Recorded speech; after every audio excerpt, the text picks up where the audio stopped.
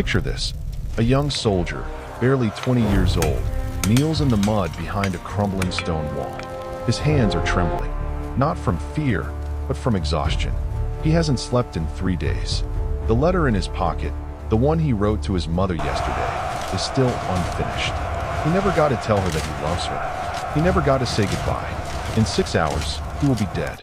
But right now, in this moment, he doesn't know that. He's checking his arrows, counting them. 1, 2, 3. 12 arrows left. 12 chances to defend everything he's ever known. You see, history remembers the generals. It remembers the kings and the empires. But it forgets the boy in the mud, the one who gave everything without hesitation, the one whose name no one will ever speak again. Tonight, you're going to meet 12,000 of these boys. 12,000 warriors who stood between their homes and annihilation. 12,000 souls who made a choice that would burn itself into the memory of warfare forever. They didn't have modern weapons. They didn't have reinforcements coming. All they had were wooden bows, cloth-wrapped arrows, and a plan so dangerous that it could either save them all or kill them faster. What happened next didn't just change a battle. It changed how armies would think about night combat for centuries. But here's what they don't tell you in the history books. Before the sky caught fire, before thousands of flaming arrows turned darkness into an inferno, there was silence. The kind of silence that feels like the world is holding its breath. The kind that makes you hear your own heartbeat like a war drum. That silence was broken by a single command. And when it was, 12,000 warriors did something that had never been done before on that scale. They synchronized death. They turned the night sky into a vision of the apocalypse itself. If you scroll past this story, you're forgetting them. The boys in the mud. The ones who bled so that empires could rise and fall. They deserve better than to be forgotten. So stay. Watch. Remember. Because what you're about to witness is the moment when desperation became legend. The fortress city stood at the edge of a vast plain, its walls ancient but still formidable, built by hands that had been dust for generations. It was a city that had seen conquest and resistance, triumph and tragedy, but never had it faced what was coming now. Behind those walls lived farmers and merchants, blacksmiths and teachers, mothers and children, all people who wanted nothing more than to wake up tomorrow in their own beds. They had no grand ambitions of empire. They simply wanted to survive. But survival was about to become the most expensive commodity in the world. The enemy had arrived 3 weeks earlier, not as an army, but as a force of nature. 40,000 soldiers, maybe more. Nobody could count them all. They stretched across the horizon like a dark sea, their camps spreading for miles in every direction. Smoke from their cooking fires rose into the sky like the breath of a sleeping dragon. At night, their torches looked like fallen stars scattered across the earth. The defenders watched from the walls and felt their hope drain away with each passing day. Inside the city, 12,000 warriors prepared for what they all knew was inevitable. They were not professional soldiers. Most of them were farmers who had picked up bows instead of plows, craftsmen who had traded hammers for swords, young men who should have been courting girls and learning trades, not learning how to kill. But they were all that stood between their families and obliteration. The weight of that responsibility pressed down on their shoulders like iron chains.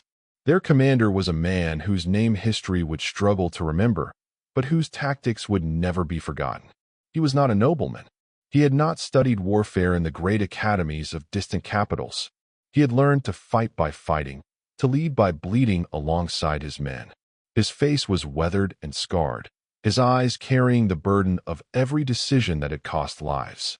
He knew the mathematics of their situation. 12,000 defenders against 40,000 attackers. Walls that could be breached. Supplies that would run out. Time that was running out faster. The enemy commander was confident. Why wouldn't he be? He had overwhelming numbers, superior equipment, and time on his side.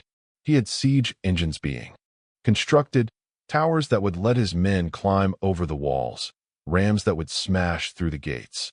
He had cavalry that could run down any fleeing survivors. He had won battles against larger cities than this. This was supposed to be simple. Surround the city, cut off their supplies, wait for starvation and desperation to do most of the work, then storm the walls when resistance had crumbled. A month, maybe two, and it would be over. But he had made one critical miscalculation. He had assumed that desperation makes people weak. He didn't understand that sometimes, when you take away every option except death, people become capable of the unimaginable. The siege settled into its grim rhythm. During the day, the attackers probed the defenses, testing for weak points, launching sporadic attacks to keep the defenders exhausted. At night, they rested while the defenders stood watch, their eyes straining in the darkness, their minds playing tricks as shadows seemed to move and shift. Sleep became a luxury that few could afford. Food rations grew smaller. Water had to be carefully managed. Inside the city, children cried from hunger. The elderly grew weaker. But the walls still stood, and the warriors still held. The defenders knew they could not win a prolonged siege. They did not have the resources. They did not have the reinforcements. What they had was the knowledge that if those walls fell, everything they loved would be destroyed. That knowledge sharpened their focus. It made them willing to consider options that no sane military commander would entertain. The idea came during a council of war, held in a chamber beneath the city's central keep. The commander stood before a rough map drawn on a piece of stretched leather, markers representing troop positions scattered across it like dice in a game they were losing. His officers sat around him, men with hollow eyes and dirty uniforms, each carrying their own burden of exhaustion and fear. Someone suggested a night raid. Take the fight to the enemy while they slept, cause chaos, maybe destroy some of their siege equipment. It was desperate, but desperation was all they had left. The commander listened, his fingers tracing the enemy positions on the map. 40,000 soldiers. Even at night, even surprised, a small raiding party would be overwhelmed. They would need something more. Something that would create not just chaos, but absolute catastrophe. That's when the idea took shape. Fire. Not just fire, but fire from the sky. Every archer in the city, all 12,000 of them, firing at once. Not at specific targets, but launching their arrows into the darkness to land wherever fate decided. Cloth-wrapped arrows soaked in oil and pitch, turned into flying torches. Thousands of them, filling the sky, creating a storm of flame that would rain down on the enemy camp. The logistics were staggering. They would need cloth for the arrows, oil to soak it, pitch to make it stick and burn longer. They would need every able-bodied person in the city working to prepare the arrows. They would need perfect timing, because if the archers fired in scattered groups instead of all together, the effect would be lost. They would need to get close enough to the enemy camp to be effective, but not so close that they would be cut down before they could loose their arrows. And they would need absolute silence and discipline. 12,000 warriors, moving through the darkness, positioning themselves, preparing their bows, waiting for the signal. One mistake, one nervous soldier firing too early or making too much noise, and the surprise would be lost. The enemy would have time to prepare, to organize, to respond with overwhelming force. But if it worked, if they could pull it off, the enemy camp would become an inferno. Tents would ignite. Supply wagons would burn. The carefully organized military machine would dissolve into panic and chaos. And in that chaos, while the enemy was blind and confused and terrified, the defenders could strike. Not to occupy ground or capture positions, but to kill and destroy and then fade back into the darkness before the enemy could recover. It was audacious.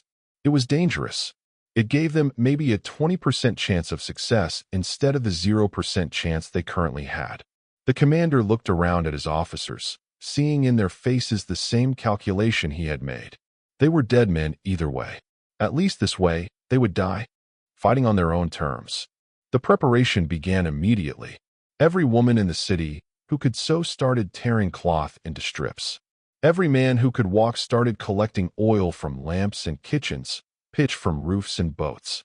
The blacksmiths worked through the night, repairing arrows, straightening bent shafts, doing everything possible to ensure that every arrow would fly true. The city that had been slowly dying under siege suddenly came alive with purpose. The archers trained in the courtyard behind the walls, practicing the timing of their draw and release. They had to fire as one. The commander devised a signal system. 3 horn blasts, On the third blast, every archer would loose their arrow. Not a moment before, not a moment after. They practiced until their arms ached and their fingers bled, until the motion became automatic. Draw, anchor, wait for the horn, release. The children helped wrap the arrows, their small fingers working carefully to bind the oil-soaked cloth tight around the arrow shafts. They didn't fully understand what was happening, but they understood that their fathers and brothers were going to do something important, something that might save them all. The elderly, too frail to fight, offered prayers to whatever gods would listen. In those preparations, the city became something more than just a collection of buildings and people. It became a single organism, every part working toward one desperate goal. 5 days later, everything was ready. 12,000 arrows prepared, wrapped, and distributed. 12,000 warriors who had practiced until they could fire in their sleep. A plan that depended on darkness, surprise, and luck. The commanders stood on the wall, looking out at the enemy camp. Their fires burned bright in the gathering dusk. They had grown careless, confident in their numerical superiority. They posted guards, but not enough. They kept watch, but without real vigilance. After weeks of siege with no significant resistance, they had begun to believe that the city would simply surrender or starve, that overconfidence would cost them everything. As night fell, the city gates opened quietly. Not the main gates, which were blocked and reinforced, but small postern gates, hidden doors in the walls that few outsiders knew existed. Through these narrow openings, the warriors filed out in complete silence. No torches, no voices, just the soft scrape of leather on stone and the whisper of breathing. 12,000 shadows moving through the darkness. They formed up in the fields beyond the walls, in the dead ground between the city and the enemy camp. The commander had chosen the position carefully, close enough that their arrows would reach deep into the enemy camp, far enough that they would have time to retreat if things went wrong. The warriors knelt in the grass, feeling the dampness seep through their clothes, waiting for the order. The night was moonless, perfect. The darkness was so complete that a man could barely see his own hand in front of his face. The enemy camp, lit by hundreds of fires, stood out like a beacon. The defenders could hear sounds from the camp. Laughter, singing, the normal sounds of an army at rest. They had no idea what was about to fall on them from the sky. The commander moved along the line, checking positions, ensuring every archer was ready. His heart was pounding so hard he thought everyone must be able to hear it. This was it. Everything they had planned, everything they had prepared for, came down to the next few minutes. If the enemy discovered them now, they would be slaughtered in the open field. If the arrows didn't ignite properly, the attack would fail. If the warriors panicked and broke formation, they would be cut down as they fled. But if it worked, he took his position at the center of the line. In his hand, he held a torch, kept hidden under his cloak until this moment. This single flame would light 12,000 others. He raised it high, and along the line, other officers did the same. The warriors stood, drawing their bows, holding the cloth-wrapped arrows close to the flames until the oil-soaked fabric caught fire. 12,000 small flames flickered to life, casting dancing shadows across determined faces. For a moment, they stood there, bows drawn, arrows burning. The enemy camp was still oblivious. Then the commander raised the horn to his lips. The first blast cut through the night. In the enemy camp, heads turned, sensing something wrong but not yet understanding what. The second blast. Soldiers started reaching for weapons, officers shouting questions that had no answers yet. The third blast. 12,000 burning arrows flew into the sky at exactly the same instant. For a heartbeat, the night held its breath. Then the sky itself seemed to catch fire. It was as if the stars had fallen from heaven, as if the gods themselves had decided to rain judgment down on the earth. The arrows arced high, their flames leaving trails of light against the blackness, creating a dome of fire that transformed night into something that had never existed before. A constellation of death, beautiful and terrible in equal measure. The arrows reached their apex and began to fall. The enemy soldiers, who had finally realized something was wrong, looked up and saw the sky burning above them. There was a moment of absolute paralysis, when minds simply could not process what eyes were seeing. Then the first arrows landed. Tents erupted in flames. Supply wagons that had been carefully stocked with food, weapons, and equipment became pyres. Horses, terrified by the fire and the sudden chaos, snapped their tethers and ran in every direction, trampling anyone in their path. The second wave of arrows had already been loosed before the first had even landed. The defenders worked with mechanical precision, lighting, drawing, firing, lighting, drawing, firing. Wave after wave of flaming death poured into the enemy camp. The carefully ordered military encampment dissolved into an inferno of panic and confusion. Soldiers ran without knowing where they were running to. Officers shouted orders that no one could hear over the screaming and the roar of flames. The siege engines that had taken weeks to build burned like massive bonfires. Smoke rose in thick clouds, choking and blinding. Visibility dropped to nothing. Soldiers couldn't tell friend from enemy, couldn't see where the attacks were coming from, couldn't organize any kind of response. Some tried to form defensive lines, but they couldn't see who they were supposed to be defending against. Others tried to fight the fires, but there were too many fires, spread too far apart, and the wind was picking up, spreading the flames even faster. The defenders fired until their quivers were empty, until their arrows were exhausted, until the enemy camp was nothing but a sea of orange flame and black smoke.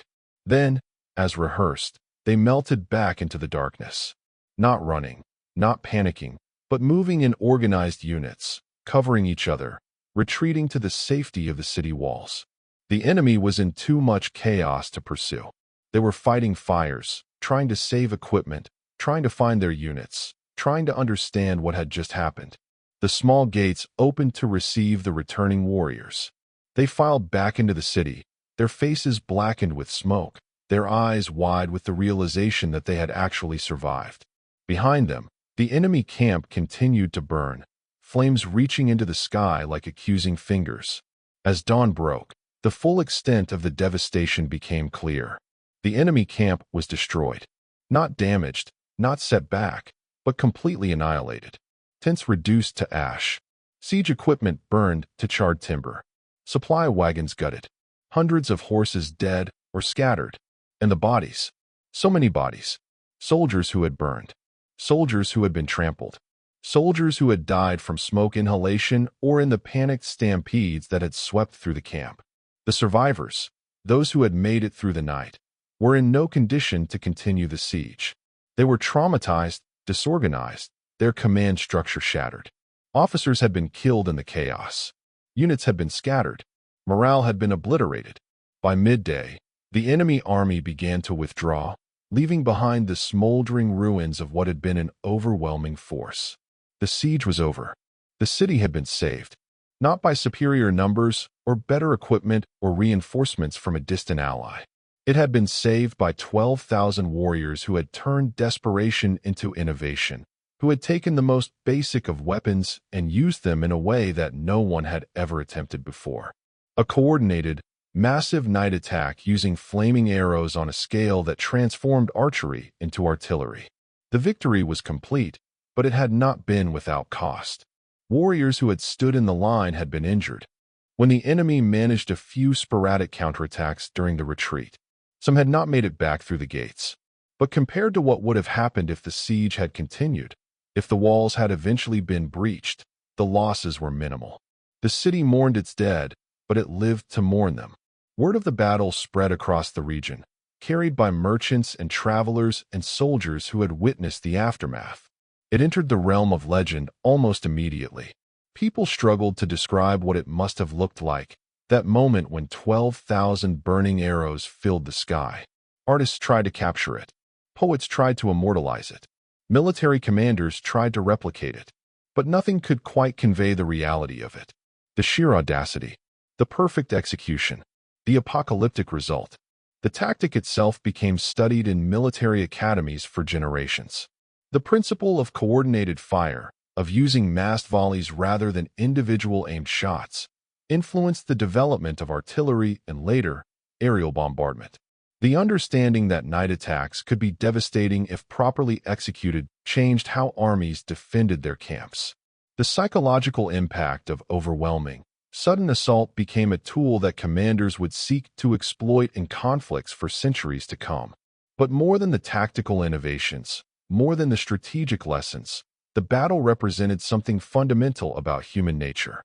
When people are pushed to the absolute limit, when they have nothing left to lose, when they stand between annihilation and everything they love, they become capable of extraordinary things. Not because they are superhuman, but because they are so very human. Because they refuse to go quietly into the dark. Because they will fight with whatever they have, even if all they have are wooden bows and cloth-wrapped arrows.